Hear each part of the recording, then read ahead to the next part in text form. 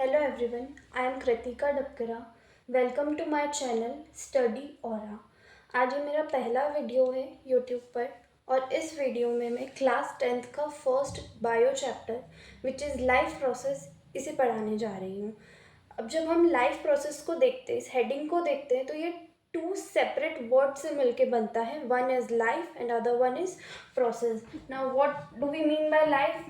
Life मतलब living, ठीक है।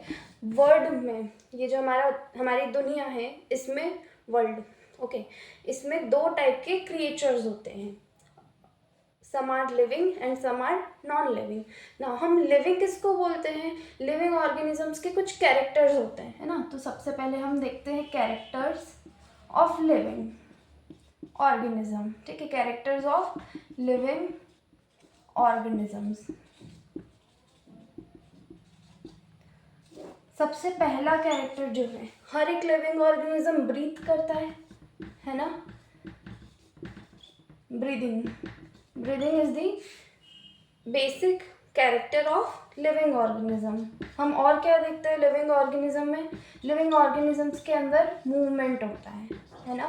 लिविंग ऑर्गेनिज्म खाना खाते हैं, खाना खाना, उसको पचाना, that is known as nutrition. हम न्यूट्रिशन के अंदर ये सारी चीज़ें डील करेंगे। खाना कैसे खाते हैं लिविंग ऑर्गेनिज्म, क्या खाते हैं, खाने के अंदर कौन कौन से एलिमेंट्स होते हैं और खाना उनका कैसे डाइजेस्ट होता है, ये सारा जो पार्ट है हम न्यूट्रिशन के अंदर कवर करेंगे। और क्या करते हैं living organism? Living organism excretion करते हैं, जो खाने से उनके वेस्ट प्रोडक्ट फॉर्मेशन होता है उसको भी वो बॉडी से रिलीज आउट करते हैं, दैट इज एक्सक्रीशन। और क्या करते हैं लिविंग ऑर्गेनिजम्स? लिविंग ऑर्गेनिजम्स जो है वो रिप्रोड्यूस करते हैं। रिप्रोडक्शन की प्रॉपर्टी होती है हर एक लिविंग ऑर्गेनिज्म के अंदर, चाहे वो यूनिसेल्युलर हो या वो मल्टी सेल्युलर हो। और भी कई सारी चीज़ें होती है लिविंग ऑर्गेनिजम्स में, जैसे कि कॉन्शियसनेस होती है। कॉन्शियसनेस मतलब लिविंग ऑर्गेनिजम्स अपने इन्वायरमेंट की तरफ बहुत ज़्यादा सेंसिटिव होते हैं। अगर सपोज हम लोग हैं, है ना, हमको शोर सुनाई देता है, हम इरिटेट हो जाते हैं। क्यों? क्योंकि हम सेंसिटिव हैं, हम साउंड की तरफ सेंसिटिव है, ठीक है। हमने कोई गलती से हॉट ऑब्जेक्ट टच कर लिया तो क्या हम हॉट ऑब्जेक्ट से अपना हाथ हटा लेते हैं? क्यों? क्योंकि हम सेंसिटिव है, हमारे अंदर क्या है, कॉन्शियसनेस वाली फीलिंग होती है। तो ये सारे जो है कैरेक्टर्स ऑफ लिविंग ऑर्गेनिजम्स है। ये जो बेसिक कैरेक्टर्स है इनको देख के हमको पता लग सकता है कि जो एक ऑर्गेनिज्म, जो हमारे पास एक क्रिएचर है, वेदर इट इज़ लिविंग और it is non living. Clear? Now अगर हम नॉन लिविंग की बात करें तो नॉन लिविंग के अंदर क्या ब्रीथ करते हैं नॉन लिविंग ऑर्गेनिजम्स? नहीं करते, है ना। हम और भी चीज़ें देख सकते हैं, जैसे कि लिविंग ऑर्गेनिजम्स के अंदर ग्रोथ भी होती है ना। There are many more characters of living organisms, लेकिन हम ये बेसिक की बातें कर रहे हैं। अब देखो ब्रीदिंग, क्या नॉन लिविंग के अंदर ब्रीदिंग होती है? नहीं। क्या हमने कभी किसी टेबल को या चेयर को ब्रीथ करते हुए देखा है? नहीं, है ना।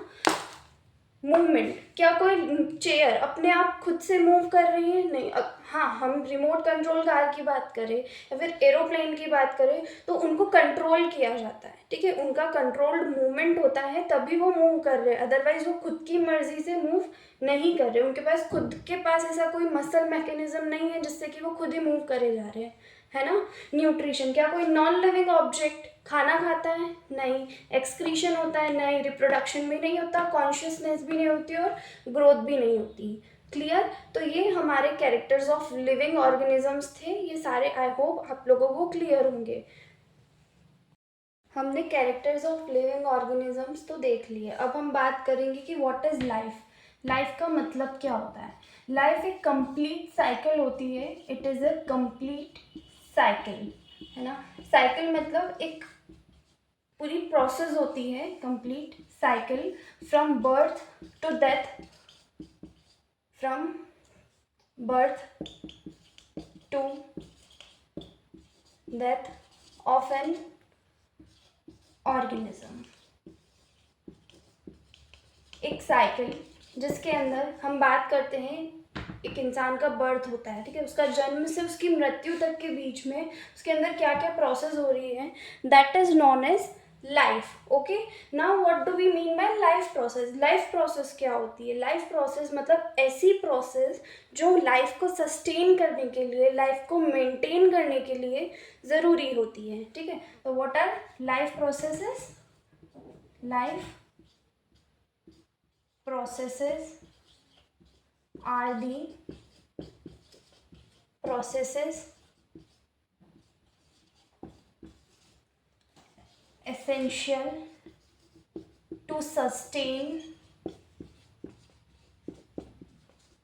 and maintain life.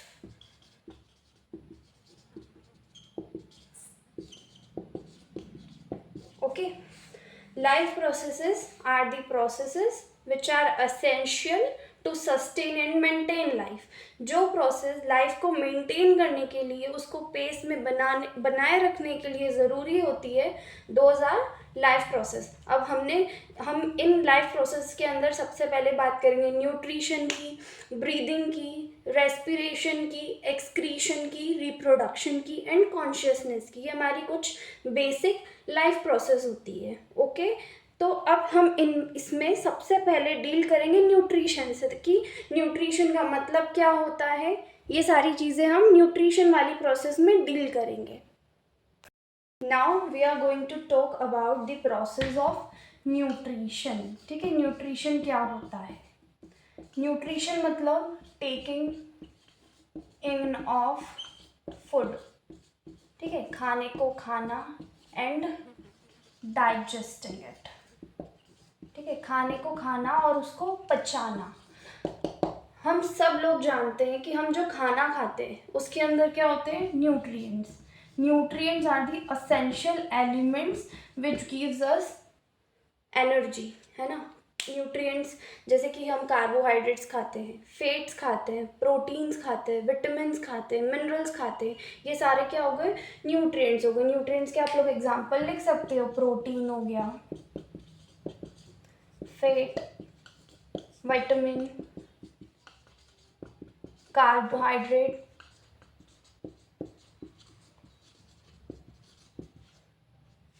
है ना। और क्या है? हमारे मिनरल्स है, मिनरल्स भी लिख लो यहाँ पर। ये सारे क्या हो गए? हमारे न्यूट्रिएंट्स हो गए। अब मैं ये बता रही हूँ कि हम जो भी ये न्यूट्रिएंट्स खाते हैं, चाहे वो प्रोटीन हो, फैट हो, कार्बोहाइड्रेट हो, कुछ भी हो, ये सारे कॉम्प्लेक्स होते हैं। ठीक है, कॉम्प्लेक्स होते हैं तो हमको इनको सिंपल मॉलिक्यूल्स में कन्वर्ट करना पड़ता है। हम कॉम्प्लेक्स जो फूड सब्सटेंस है उसको इजीली डाइजेस्ट नहीं कर सकते। हमारी बॉडी जो है वो सिंपल फूड सब्सटेंसेस को डाइजेस्ट कर सकती है। इसीलिए जो हम कॉम्प्लेक्स फूड खाते हैं, कॉम्प्लेक्स सब्सटेंसेस खाते हैं, इन कॉम्प्लेक्स सब्सटेंसेस को पहले हमको सिंपलर सब्सटेंसेस में कन्वर्ट करना पड़ता है। इसी प्रोसेस को हम डाइजेशन बोलते हैं। क्लियर? हमने न्यूट्रिशन की बात कर ली, न्यूट्रिएंट्स की बात कर ली। ठीक है, अब एक क्वेश्चन आता है कि why do we need food? हम खाना क्यों खाते हैं? Why do we need food? Food gives us energy.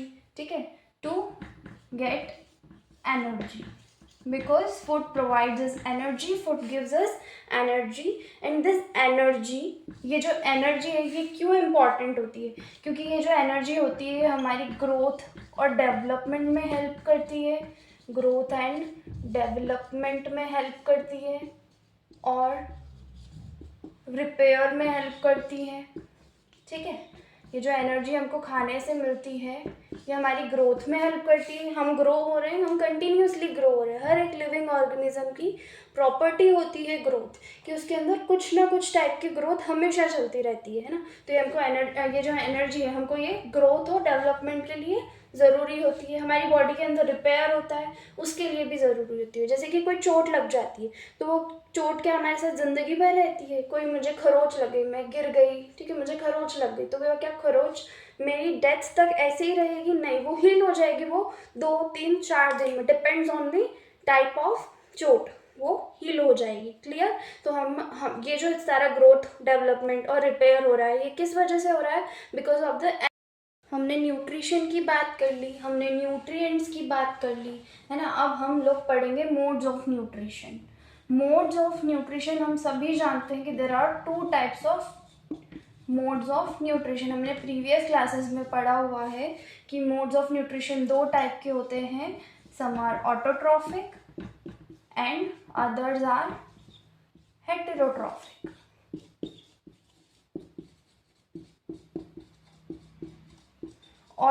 Autotrophic mode of nutrition जो है वो हमको ग्रीन प्लांट्स में देखने को मिलता है। ग्रीन प्लांट्स कौन सी प्रोसेस करते हैं? Photosynthesis. They undergo the process of photosynthesis to synthesize their food. ये अपना फूड, अपना खाना जो है वो खुद सिंथेसाइज करते हैं। कौन से organism? Those who are autotrophic. ठीक है, ये किस में होता है? ग्रीन प्लांट्स में होता है। कौन सी प्रोसेस होती है? फोटोसिंथेसिस होती है। ये जो ऑटोट्रॉफिक, ऑटो मतलब self, auto means self and trophic मतलब खाना, सेल्फ एनर्जी, सेल्फ खाना बनाना, that is known as autotrophic mode of nutrition. ठीक है। हेटेरोट्रॉफिक मतलब जो अपना खाना खुद नहीं बनाते, those organisms which are dependent on other organism or plant for their food requirement are known as heterotrophic organisms। तो हम अब ऑटोट्रॉफिक के बारे में बात करेंगे, देन हम हेटेरोट्रॉफिक पे मूव करेंगे। तो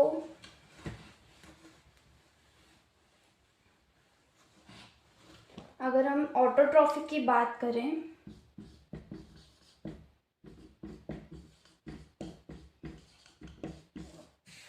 these organisms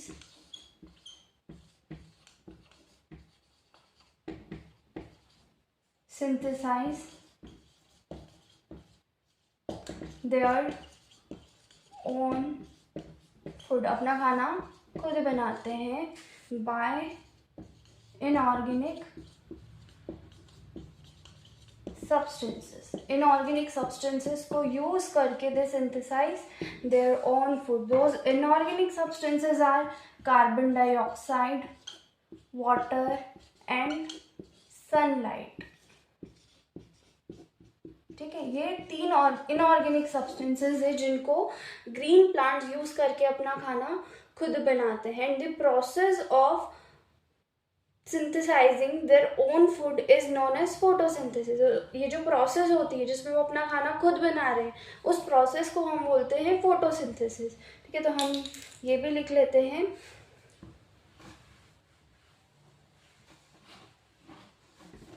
The process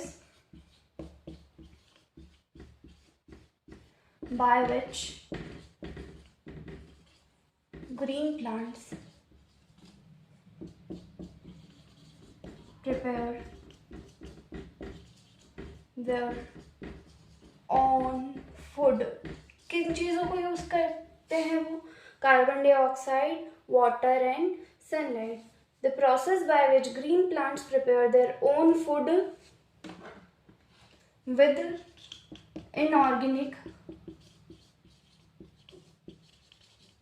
substances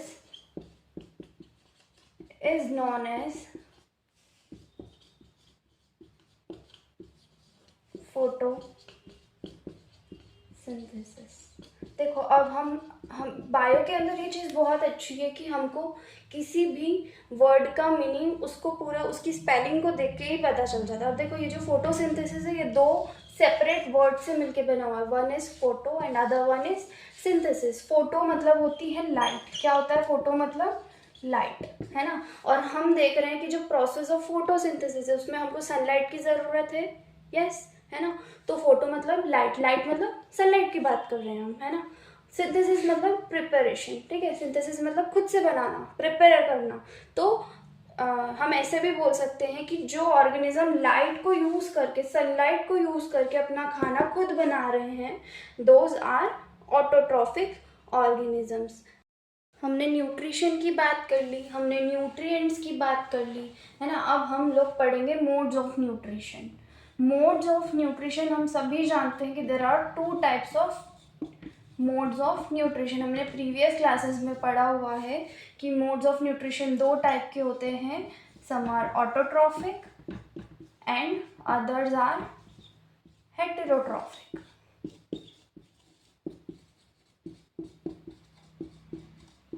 autotrophic mode of nutrition जो है वो हमको ग्रीन प्लांट्स में देखने को मिलता है। ग्रीन प्लांट्स कौन सी प्रोसेस करते हैं? Photosynthesis. They undergo the process of photosynthesis to synthesize their food. ये अपना फूड, अपना खाना जो है वो खुद सिंथेसाइज करते हैं। कौन से organism? Those who are autotrophic. ठीक है, ये किस में होता है? ग्रीन प्लांट्स में होता है। कौन सी प्रोसेस होती है? फोटोसिंथेसिस होती है।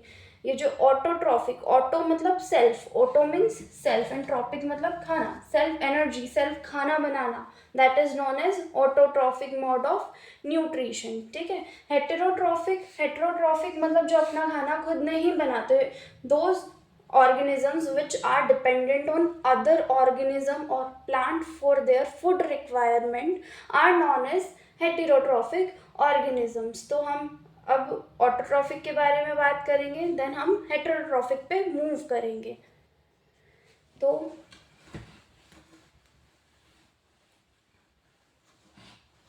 अगर हम ऑटोट्रॉफिक की बात करें,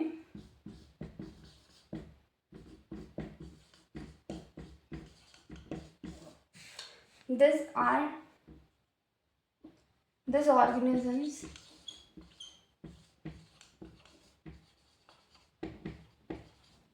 synthesize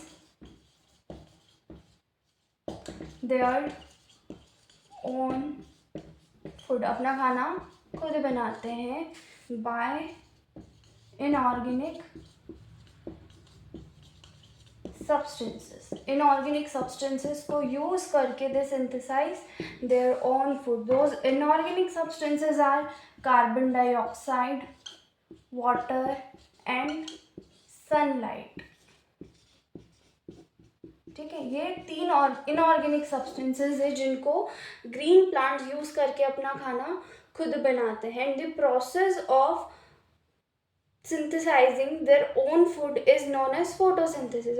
ये जो प्रोसेस होती है जिसमें वो अपना खाना खुद बना रहे हैं, उस प्रोसेस को हम बोलते हैं फोटोसिंथेसिस। ठीक है, तो हम ये भी लिख लेते हैं,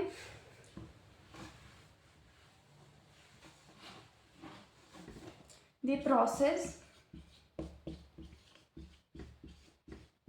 by which green plants prepare their own food। किन चीज़ों को यूज़ करते हैं वो? Carbon dioxide, water and sunlight. The process by which green plants prepare their own food with inorganic substances is known as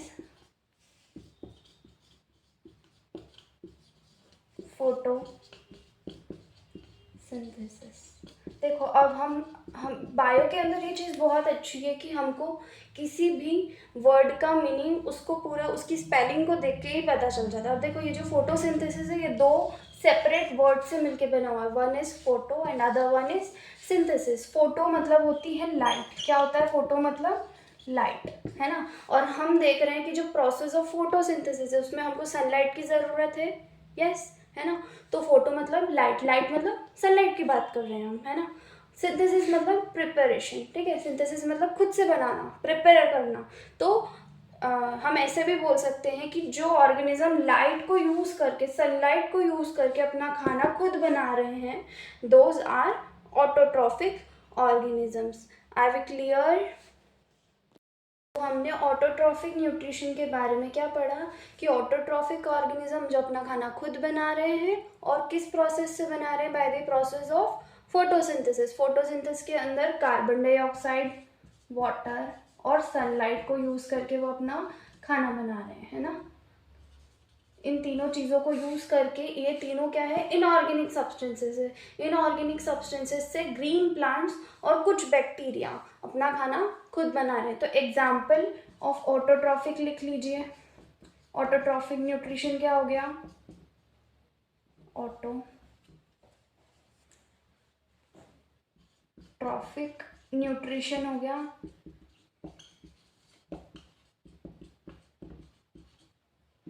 green plants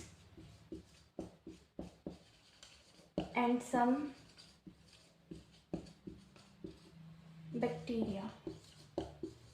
ठीक है, अब हम देखेंगे रिएक्शन ऑफ फोटोसिंथेसिस, मतलब ये जो पूरा प्रोसेस है फोटोसिंथेसिस का ये कैसे होता है ना। अब हम सबसे पहले तो हमने सब्सटेंसेस, इनऑर्गेनिक सब्सटेंसेस कौन कौन से यूज़ किए, कार्बन डाइऑक्साइड, वाटर और सनलाइट। तो हम ये देखेंगे जो कार्बन डाइऑक्साइड ये प्लांट को कैसे मिल रही है। प्लांट की लीव्स पे, प्लांट की जो लीव्स होती है, पत्ती जो होती है, इस पे छोटे छोटे से पोर्स प्रेजेंट होते हैं, small pores like structure present होते हैं। इनको हम बोलते हैं स्टोमेटा। क्या बोलते हैं? स्टोमेटा। ठीक है, ये जो स्टोमेटा होता है ये एक्सचेंज ऑफ गैसेस में हेल्प करता है। ये स्टोमेटा क्या करता है? Exchange of gases. अब हम ये भी जानते हैं कि जो प्लांट्स होते हैं, प्लांट्स को कार्बन डाइऑक्साइड की ज़रूरत होती है ना। क्यों? क्योंकि प्रोसेस कर रहा है वो फोटोसिंथेसिस की। तो भाई प्लांट्स को किस गैस की ज़रूरत है? CO2 की ज़रूरत है। अब ये जो प्लांट होता है वो रिलीज क्या करता है? ऑक्सीजन को रिलीज करता है ना। और ये जो CO2 आ रही है इसके पास, ऑक्सीजन रिलीज हो रही है, सारा काम ये किसके थ्रू करता है? स्टोमेटा, पोर्स के थ्रू। तो हमने ऑटोट्रॉफिक न्यूट्रिशन के बारे में क्या पढ़ा कि ऑटोट्रॉफिक ऑर्गेनिज्म जो अपना खाना खुद बना रहे हैं और किस प्रोसेस से बना रहे हैं? By the process of photosynthesis. Photosynthesis के अंदर कार्बन डाइऑक्साइड, वाटर और सनलाइट को यूज़ करके वो अपना खाना बना रहे हैं, है ना। इन तीनों चीज़ों को यूज़ करके, ये तीनों क्या है? इनऑर्गेनिक सब्सटेंसेस है। इनऑर्गेनिक सब्सटेंसेस से ग्रीन प्लांट्स और कुछ बैक्टीरिया अपना खाना खुद बना रहे हैं। तो एग्जाम्पल ऑफ ऑटोट्रॉफिक लिख लीजिए। ऑटोट्रॉफिक न्यूट्रिशन क्या हो गया? ऑटोट्रॉफिक न्यूट्रिशन हो गया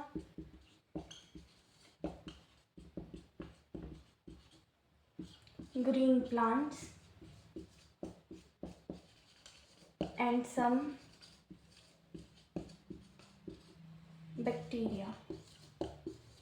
ठीक है, अब हम देखेंगे रिएक्शन ऑफ फोटोसिंथेसिस, मतलब ये जो पूरा प्रोसेस है फोटोसिंथेसिस का ये कैसे होता है ना। अब हम सबसे पहले तो हमने सब्सटेंसेस, इनऑर्गेनिक सब्सटेंसेस कौन कौन से यूज़ किए, कार्बन डाइऑक्साइड, वाटर और सनलाइट। तो हम ये देखेंगे जो कार्बन डाइऑक्साइड ये प्लांट को कैसे मिल रही है।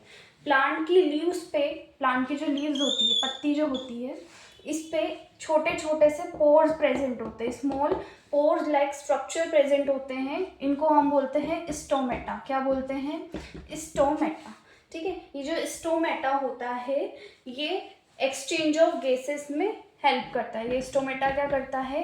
Exchange of gases. अब हम ये भी जानते हैं कि जो प्लांट्स होते हैं, प्लांट्स को कार्बन डाइऑक्साइड की ज़रूरत होती है ना। क्यों? क्योंकि प्रोसेस कर रहा है वो फोटोसिंथेसिस की। तो भाई प्लांट्स को किस गैस की ज़रूरत है? CO2 की ज़रूरत है।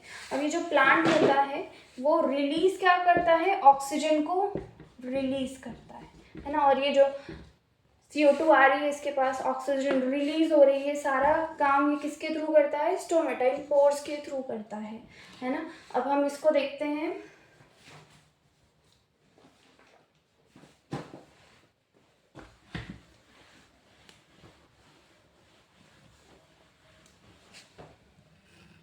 तो हम अब स्ट्रक्चर ऑफ स्टोमेटा देखते हैं। ये जो स्टोमेटा होता है ये कुछ इस टाइप का होता है।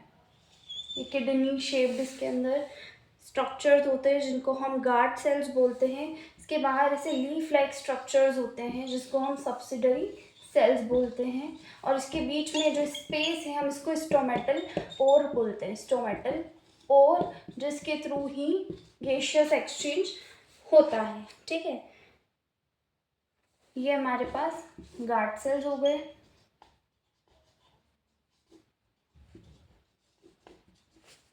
और हमारे पास इसके अंदर न्यूक्लियस भी होता है और क्लोरोप्लास्ट भी होते हैं। ये जो गार्ड सेल्स होते हैं ना, इनके अंदर न्यूक्लियस भी होता है और क्लोरोप्लास्ट भी होता है। बट हमको इससे कोई मतलब नहीं है, हमको तो क्या करना है? गैसियस एक्सचेंज देखना है। तो गैसियस एक्सचेंज किसके थ्रू हो रहा है? स्टोमेटल पोर के थ्रू हो रहा है। अब देखो ये जो प्लांट्स हैं ये बनाते हैं ऑक्सीजन। जब ये फोटोसिंथेसिस की प्रोसेस करते हैं, हम अभी आगे देखेंगे, हम आगे पढ़ेंगे कि जब फोटोसिंथेसिस की प्रोसेस होती है प्लांट्स के अंदर तो ऑक्सीजन का फॉर्मेशन होता है ना। तो ये जो ऑक्सीजन बनती है ना, इसको प्लांट इस पोर के थ्रू रिलीज कर देते हैं। और अब इनको प्रोसेस, फोटोसिंथेसिस की प्रोसेस करने के लिए क्या चाहिए, कार्बन डाइऑक्साइड भी चाहिए। तो कार्बन डाइऑक्साइड जो होती है वो एटमॉस्फेयर में बहुत ज़्यादा होती है ना। तो ये जो स्टोमेटल पोर है इसके थ्रू एटमॉस्फेरिक कार्बन डाइऑक्साइड कहाँ चली जाती है, प्लांट के अंदर चली जाती है थ्रू लीव्स। लीव्स के ऊपर कौन सा स्ट्रक्चर प्रेजेंट होता है, स्टोमेटा। क्लियर, ठीक है। अब हम देखते हैं कि ये जो ये जो गैसियस एक्सचेंज हो रहा है ये कैसे हो रहा है। तो इस गैसियस एक्सचेंज का जो फिनोमिनन होता है, इसके पीछे जो रीजन होता है वो होता है डिफ्यूजन, है ना। डिफ्यूजन मतलब, diffusion is the process of movement of gases from higher concentration to lower concentration. तो अब हम इसकी डेफिनेशन भी लिखते हैं। डिफ्यूजन मतलब होता है प्रोसेस ऑफ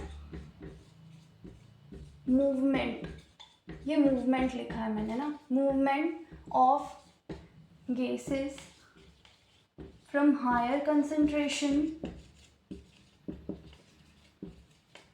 ये कंसंट्रेशन है, टू लोअर कंसंट्रेशन। ठीक है, ये जो गैसेस होती है ये मूव करती है हायर कंसंट्रेशन से लोअर कंसंट्रेशन में। इसी प्रोसेस को हम डिफ्यूजन बोलते हैं। जैसे कि हम लोग परफ्यूम लगाते हैं ना, मैंने परफ्यूम लगाया, परफ्यूम की स्मेल पास वाले को भी जा रही है ना। तो इसी ये जो प्रोसेस हो रही है ये भी डिफ्यूजन ही कहलाती है।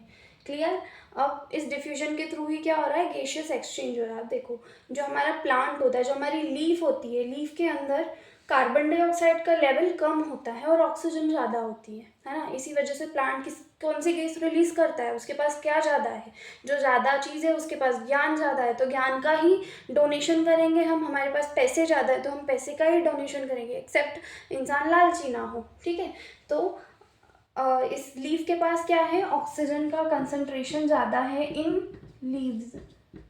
क्लियर। तो ये कौन सी गैस का ट्रांसफर करेंगे, कौन से गैस का मूवमेंट करवाएंगे, ऑक्सीजन का मूवमेंट करवाएंगे। तो ऑक्सीजन कहाँ जाएगी, प्लांट के अंदर से एटमॉस्फेयर में जाएगी। अब एटमॉस्फेयर में क्या ज़्यादा है, एटमॉस्फेयर में होती है कार्बन डाइऑक्साइड ज़्यादा। तो ये कार्बन डाइऑक्साइड एटमॉस्फेयर से कहाँ जाती है, प्लांट के अंदर जाती है। I hope it is clear to all of you. अब हम देखते हैं, हमने ये तो देख लिया कि CO2 कार्बन डाइऑक्साइड कैसे मिलती है एक प्लांट को, है ना। क्लियर है ये कार्बन डाइऑक्साइड कैसे मिलती है। कार्बन डाइऑक्साइड के लिए हमारे पास स्टोमेटा होता है। स्टोमेटा कहाँ प्रेजेंट होता है, लीव्स पे प्रेजेंट होता है, और ये ही गैसियस एक्सचेंज करवाने में हेल्प करता है। अपार्ट फ्रॉम दिस और भी बहुत सारे स्ट्रक्चर्स होते हैं प्लांट के अंदर जिसके थ्रू गैसियस एक्सचेंज होता है। जैसे कि स्टेम्स होती है, लीव्स होती है और रूट्स। ठीक है, लीव्स की तो हमने बात करी, स्टेम्स भी होती है, स्टेम्स के थ्रू भी गैसियस एक्सचेंज होता है, और लीव्स के थ्रू भी, सॉरी स्टेम और रूट के थ्रू भी गैसियस एक्सचेंज होता है ना। हम आगे इनको फर्दर क्लासेस में पढ़ेंगे। अब हम बात करेंगे, हमने कार्बन डाइऑक्साइड की बात कर ली, अब हम दूसरी चीज़ क्या देखेंगे, वाटर की। वाटर कैसे आ रहा है प्लांट के पास, है ना। वाटर के लिए हमारे प्लांट पे, हमारा जो प्लांट है उसकी रूट्स होती है ना। रूट्स की एंडिंग्स पे रूट हेयर्स होते हैं। क्या होते हैं, रूट हेयर्स। ये रूट हेयर्स जो है ये ही वाटर को एब्जॉर्ब करने का काम करते हैं, और ये जो रूट हेयर है वाटर को एब्जॉर्ब करते हैं, और फिर प्लांट को जहाँ भी नीड होती है पानी का सप्लाई कौन करता है, ये रूट हेयर करवाते हैं। क्लियर। तो हम बस इतना लिखेंगे कि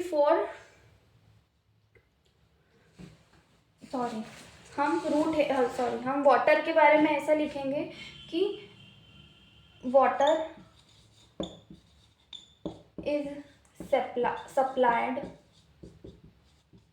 to the plant parts by root hair। ये रूट हेयर ही सॉइल के अंदर से वाटर को एब्जॉर्ब करती है और बाकी सारे प्लांट पार्ट्स को सप्लाई करने का काम करती है ना। हम लोग जो पौधे को पानी देते हैं, हम वो कहाँ देते हैं? रूट्स में पानी देते हैं, है ना। उनकी जड़ें मजबूत होनी चाहिए, तो जड़ें मजबूत करने के लिए प्लांट की हम उसको कहाँ पानी देते हैं? रूट्स के अंदर पानी देते हैं। अब रूट्स के अंदर रूट एयर होते हैं, ये रूट एयर को पता चल जाता है कि पानी मिला है, ये पानी जल्दी से एब्जॉर्ब करके और पूरे प्लांट को दे देता है। हमको भी पानी की ज़रूरत है ना। हम भी अगर हम पानी नहीं पीते हैं तो हमको डिहाइड्रेशन हो जाता है ना, चक्कर आते हैं, वॉमिटिंग होती है, बहुत सारे अलग अलग सिम्टम्स होते हैं डिहाइड्रेशन के। उसी तरीके से प्लांट्स को भी डिहाइड्रेशन के सिम्टम्स होते हैं। तो इसीलिए ये जो वाटर है इसको एब्जॉर्ब करने का काम कौन कर लेता है? रूट हेयर कर लेता है ना। हमने कार्बन डाइऑक्साइड की बात कर ली, हमने वाटर की बात कर ली। कार्बन डाइऑक्साइड और वाटर की तो बात कर ली कि कार्बन डाइऑक्साइड तो हमको स्टोमेटा से मिलती है और वाटर हमको कैसे मिलता है? वाटर मैं भूल गई, वाटर हमको रूट एयर से मिलता है ना। और सनलाइट, अब तीसरी चीज़ क्या थी? सनलाइट। तो सनलाइट के लिए हमारे पास एक पिगमेंट होता है लीव्स के ऊपर जिसको हम क्लोरोफिल बोलते हैं। क्लोरोफिल जो है एक, it is a green pigment present on leaves. कहाँ प्रेजेंट होता है? लीव्स पे प्रेजेंट होता है।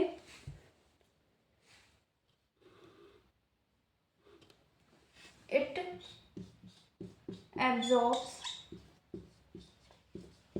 सनलाइट। ये जो ग्रीन कलर का पिगमेंट है जो लीव्स के ऊपर प्रेजेंट है, ये किसके एब्जॉर्प्शन में हेल्प करता है? सनलाइट के एब्जॉर्प्शन में हेल्प करता है। अब हम लोग, तो हमने तीनों चीज़ें की बात कर ली, तीनों चीज़ों की बात कर ली। सबसे पहले तो कार्बन डाइऑक्साइड की बात की, फिर वाटर की बात की, फिर सनलाइट की बात की। अब हम एक क्विक समरी देखते हैं। कार्बन डाइऑक्साइड हमको किससे मिला था? कार्बन डाइऑक्साइड का absorption, sorry carbon dioxide gaseous exchange किसने किया था? स्टोमेटा ने किया था। स्टोमेटा कहाँ प्रेजेंट होते हैं? लीव्स पे प्रेजेंट होते हैं ना। कौन सी प्रोसेस के थ्रू होता है ये एक्सचेंज ऑफ गैसेस? तो इसके लिए हमारी जो प्रोसेस थी वो डिफ्यूजन थी। कार्बन डाइऑक्साइड के बाद हमने वाटर की बात की थी। वाटर का जो एब्जॉर्प्शन है वो रूट हेयर करते हैं, है ना। रूट हेयर ऑब्वियसली कहाँ प्रेजेंट होंगे? रूट्स पे प्रेजेंट होंगे। फिर हमने सनलाइट की बात की थी, तो सनलाइट का एब्जॉर्प्शन कौन करता है? क्लोरोफिल। क्लोरोफिल क्या होता है? एक ग्रीन पिगमेंट होता है। कहाँ प्रेजेंट होता है? लीव्स पे प्रेजेंट होता है। ठीक है, ये सारी हमारी क्विक समरी हो गई। अब हम रिएक्शन ऑफ फोटोसिंथेसिस देखते हैं। तो अब हम लोग रिएक्शन ऑफ फोटोसिंथेसिस देखते हैं। फोटोसिंथेसिस की जो रिएक्शन होती है इसमें कार्बन डाइऑक्साइड और वाटर मिलके बनाते हैं ग्लूकोज। ग्लूकोज का फॉर्मूला होता है C6H12O6 प्लस इसके अंदर जो है वाटर भी कुछ अमाउंट में रिलीज होता है और कुछ अमाउंट में कार्बन डाइऑक्साइड रिलीज होती है। तो हम लिख लेते हैं कि ये जो है पूरी पूरी रिएक्शन होती है फोटोसिंथेसिस की। देखो मैंने यहाँ पे 6 लगा रखा है, यहाँ पे 12 लगा रखा है ना। यहाँ पे भी 6 है और यहाँ पर भी 6 है। तो ये मैंने कैसे लगाया? हम लोग केमिस्ट्री में पढ़ेंगे कि जो रिएक्शन होती है उसको पूरी बैलेंस करनी होती है। इस साइड को हम बोलते हैं रिएक्टेंट, इस साइड को हम बोलते हैं प्रोडक्ट। तो रिएक्टेंट साइड में जितने मॉलिक्यूल्स होते हैं उतने ही प्रोडक्ट साइड में होने चाहिए। जैसे कि यहाँ पे हमारे पास कार्बन कितने हैं? 6 कार्बन है। सी के नीचे 6 लिखा हुआ है, मतलब कितने कार्बन है हमारे पास? 6 कार्बन है। तो यहाँ पे अगर ये 6 नहीं लिखा हुआ पहले, तो यहाँ पे कितने कार्बन है? इस साइड सिर्फ एक ही कार्बन है। तो इसी वजह से मैं क्या कर दूंगी कि यहाँ पर 6 कर दूंगी, है ना। तो कार्बन कितने हो गए? 6 हो गए। उसी तरीके से हम हाइड्रोजन को देखते हैं। यहाँ पर 12 हाइड्रोजन है प्लस 6 2 जा 12, 12 प्लस 12 24। तो इधर साइड अगर 24 हाइड्रोजन है तो मुझे इधर साइड भी 24 हाइड्रोजन करने होंगे। उसके लिए मैं क्या करूँगी? अगर इसको छुपा दें तो यहाँ पे अभी कितने हाइड्रोजन है? 2 ही हाइड्रोजन है। तो मैं यहाँ क्या कर दूँगी? 12 से मल्टीप्लाई कर दूँगी। 12 2 जा 24 होता है। अब ऑक्सीजन की बात करें तो इधर साइड जो है ऑक्सीजन 6 है और वहाँ पर 6 2 जा 12, 12 plus 6 equal to, sorry oxygen की बात करें ना तो 6 प्लस यहाँ भी ऑक्सीजन है 6 + 6 12 और 6 × 12, तो ऑक्सीजन भी यहाँ पर कितने हो गए 24 हो गए। तो मुझे इधर भी कितने ऑक्सीजन चाहिए 24। अब देखो यहाँ पे मैंने 12 लगाया था, तो ऑक्सीजन इधर तो 12 हो गए और इधर कितने हो गए 6 × 12, 12 + 12 24। मतलब ये जो पूरी रिएक्शन है ये बैलेंस्ड रिएक्शन है ना। केमिस्ट्री का एक रूल होता है, क्या रूल होता है कि वहाँ पर रिएक्टेंट साइड और प्रोडक्ट साइड में मॉलिक्यूल्स सेम होने चाहिए, है ना। इसी को हम बोलते हैं balanced reaction, stable reaction. Clear, समझ में आ गया रिएक्शन ऑफ फोटोसिंथेसिस। हमने रिएक्शन ऑफ फोटोसिंथेसिस की बात कर ली, अब हम देखेंगे इवेंट्स इन फोटोसिंथेसिस। फोटोसिंथेसिस में सबसे पहली इवेंट होती है एब्जॉर्प्शन, ठीक है, absorption of light energy. Light energy जिसको हम सनलाइट भी बोल सकते हैं। बाय कौन एब्जॉर्ब करता है लाइट एनर्जी को? सनलाइट का एब्जॉर्प्शन कौन करता है? हमने अभी पढ़ा था, क्लोरोफिल करता है। क्लोरोफिल कहाँ प्रेजेंट होता है? ग्रीन लीव्स पे, सॉरी ग्रीन प्लांट की लीव्स पे प्रेजेंट होता है। क्लोरोफिल का कलर कौन सा होता है? ग्रीन। क्लोरोफिल एक ग्रीन पिगमेंट है ना। तो इवेंट्स इन फोटोसिंथेसिस में फर्स्ट इवेंट होती है absorption, absorption of light energy by chlorophyll. Second होता है कन्वर्जन, कन्वर्जन ऑफ ये जो हमने लाइट एनर्जी एब्जॉर्ब की है, ठीक है, इस लाइट एनर्जी को केमिकल एनर्जी में कन्वर्ट करेंगे। Conversion of light energy into chemical energy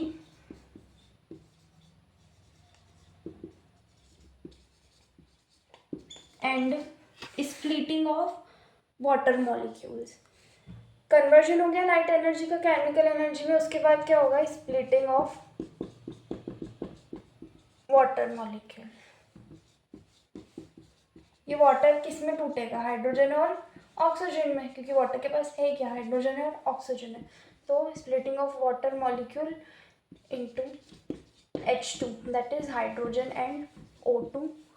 okay, फिर तीसरी स्टेप, 3 इवेंट्स होती है प्रोसेस, सॉरी फोटोसिंथेसिस के अंदर कितनी इवेंट्स होती है? 3 इवेंट्स होती है। पहली हमने पढ़ ली absorption of light energy by chlorophyll, दूसरी हमने पढ़ा कन्वर्जन ऑफ लाइट एनर्जी। जो ये एब्जॉर्ब लाइट एनर्जी है ये कन्वर्ट होगी केमिकल एनर्जी में। और जो वाटर था, वाटर किसने एब्जॉर्ब किया था? रूट हेयर ने एब्जॉर्ब किया था, है ना। वो जो ये जो वाटर एब्जॉर्ब्ड है ये हाइड्रोजन और ऑक्सीजन में टूटेगा, स्प्लिट होगा। थर्ड जो प्रोसेस होती है वो reduction of carbon dioxide, reduction of carbon dioxide into carbohydrate. देखो हमने जो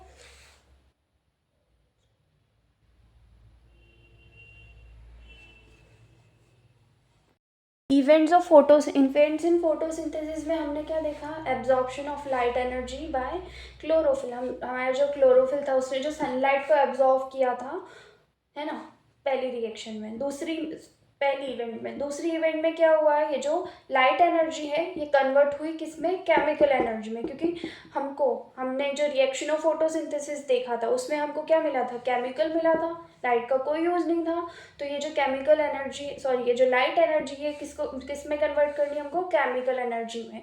और हमने वाटर भी एब्जॉर्ब किया था, तो वाटर किस में टूटेगा? हाइड्रोजन एंड ऑक्सीजन में टूटेगा। फिर रिडक्शन ऑफ कार्बन डाइऑक्साइड, जो कार्बन डाइऑक्साइड एब्जॉर्ब की थी, कार्बन डाइऑक्साइड एब्जॉर्ब नहीं, सॉरी कार्बन डाइऑक्साइड को इनटेक किसने किया था? किसके थ्रू इनटेक हुआ था कार्बन डाइऑक्साइड का? स्टोमेटा। स्टोमेटल पोर्स कहाँ प्रेजेंट होते हैं?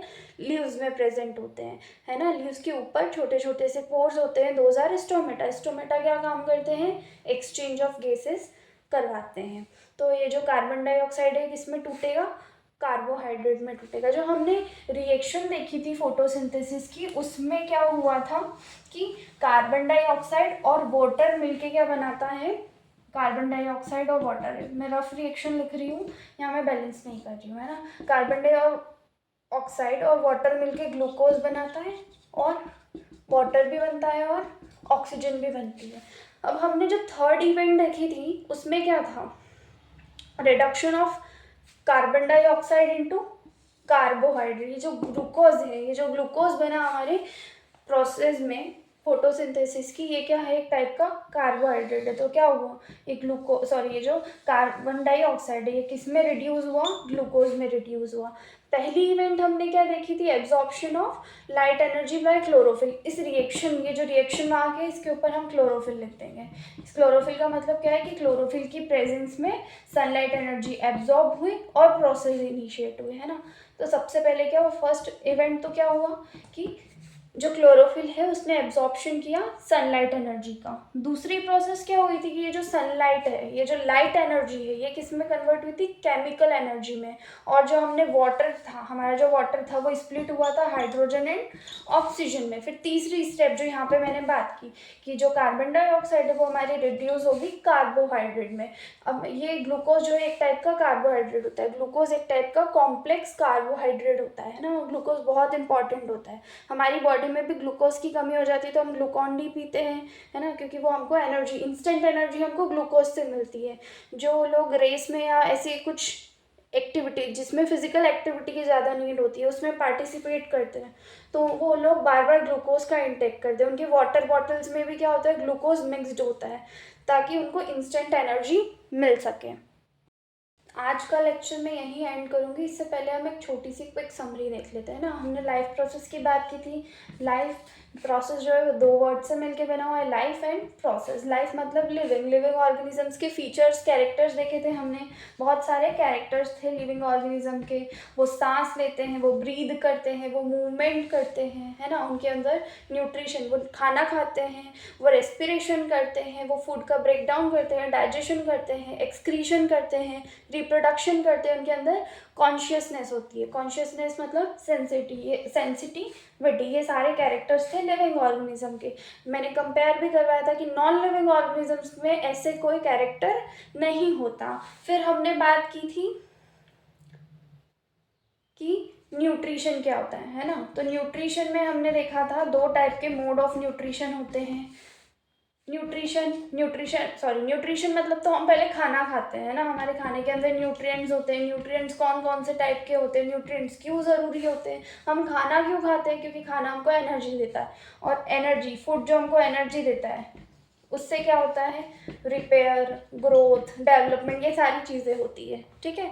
फिर हमने मोड्स ऑफ न्यूट्रिशन की बात की थी। मोड्स ऑफ न्यूट्रिशन में हमने दो टाइप के मोड्स देखे थे।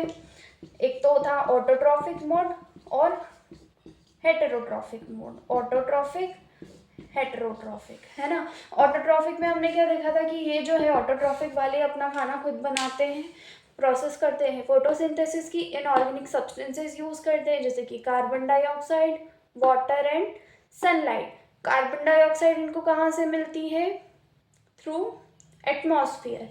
एटमॉस्फेयर से कैसे कार्बन डाइऑक्साइड इनटेक करते हैं अपनी बॉडी के अंदर, इनकी लीव्स में स्मॉल पोर्स होते हैं जिनको हम स्टोमेटा बोलते हैं। तो जो स्टोमेटा होते हैं वो कार्बन डाइऑक्साइड को लेने का काम करते हैं, ठीक है। फिर कार्बन डाइऑक्साइड के बाद हमने वाटर की बात की थी। वाटर कहाँ से मिलता है, रूट हेयर से मिलता है। फिर हमने सनलाइट की बात की थी। सनलाइट को कौन एब्जॉर्ब करता है, क्लोरोफिल एब्जॉर्ब करता है। क्लोरोफिल भी एक ग्रीन कलर का पिगमेंट होता है जो लीव्स के ऊपर प्रेजेंट होता है। अभी जो ऑटोट्रॉफिक न्यूट्रिशन होता है ये ग्रीन प्लांट्स में होता है और कुछ बैक्टीरिया में होता है, हमने ये भी बात की थी। फिर हमने फोटोसिंथेसिस देखी थी जिसमें हमने इवेंट्स ऑफ फोटोसिंथेसिस देखी थी। तो हमने 3 इवेंट्स पढ़ी थी। कौन कौन सी इवेंट्स थी फोटोसिंथेसिस की, सबसे पहले तो absorption of light energy by chlorophyll. फिर दूसरी थी conversion of light energy into chemical energy and splitting of water molecule into hydrogen and oxygen. फिर हमने देखा था reduction of carbon dioxide into carbohydrates. I hope this is clear to all of you. हमने autotrophic mode जो है वो complete कर लिया है। अब हम हेटेरोट्रॉफिक मोड की बात करेंगे नेक्स्ट लेक्चर में। Thanks for watching.